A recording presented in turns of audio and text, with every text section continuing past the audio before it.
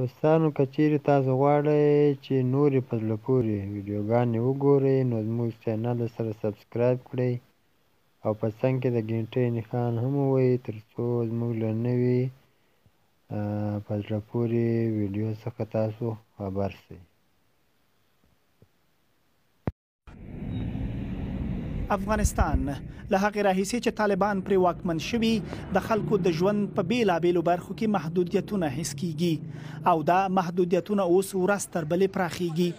له شپږم ټولګي پورته د نجونو پر زده کړو له بندیز وروسته اوس د طالبانو امر بالمعروف په خپله تازه سپارښتنو کې موټر چلوونکو ته ویلي چې ښځې دې له محرم پرته پر اوږدمهالي سفر له ځان سره نه سپروي. هغه څه چې په کور دننه او بهر پراخ غبرګونونه راپارولي. د حالت هغه میرمنې لا ډېرې اندېښمنې کړي چې اړې دي یوازې د روغتیایي دلایلو لپاره سفر وکړي. مخکې خو بس دومره خلک نه یریدو، اوس خلک ډېر یریږي، بیا خصوصا زنانه. که مخکې سړی موږ سره و که نو موږ به یوازې یو ماشوم سره باندې راتللی شو. اوس نو که سړی نه څوک نشي تللی بې د خپل محرم نه، نو زموږ غریبي دی، د ټول خلک هم داسې غریبي دی. د طالبانو په نویو سپارښتنو کې ویل شوي چې بې حجابه ښځې په موټرو کې مسپروي او باید موټرو کې موسیقي هم ونه غږول شي. د بشري حقوقو سازمان وایي د طالبانو دا نوې سپارښتنې په افغانستان کې له ښځو نه ښارونو ته او د کار او کسب لپاره د آزادانه تګ راتګ فرصت اخلي. د بشري حقوقو سازمان نوې بندیزونه د ښځو د زنداني کولو په لور یو ګام بولي. د طالبانو د حکومت د امر بالمعروف وزارت چې لانجمنه اداره بلل کیږي ټینګار کوي خلک باید هغه څه پلي کړي چې دوی سوچه اسلامي ارزښتونه بولي او ادعا کوي چې خلک مخالفت نه کوي.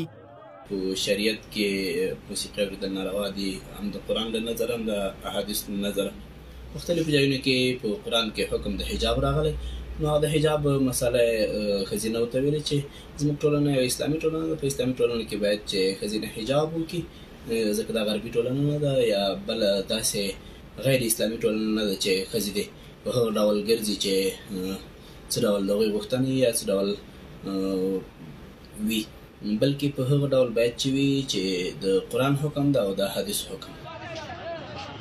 پر کابل له واکمنېدو وروسته طالبانو له لوی سره په دولتي ادارو کې یوازې له څو بنسټونو پرته ښځو ته ویلي چې کارونو ته دې نه ورځي. نړۍ چې د طالبانو حکومت په رسمیت نه پیژني د ښځو پر زده کړو او کار سخته اندېښنه ښکاره کړې او ښایي همدا داسې څه وي چې د رسمیت پیژندلو لپاره چې طالبان ورته ډېره اړتیا لري یو لوی سرخوږی جوړ کړي. حفیظ الله معروف، BBC.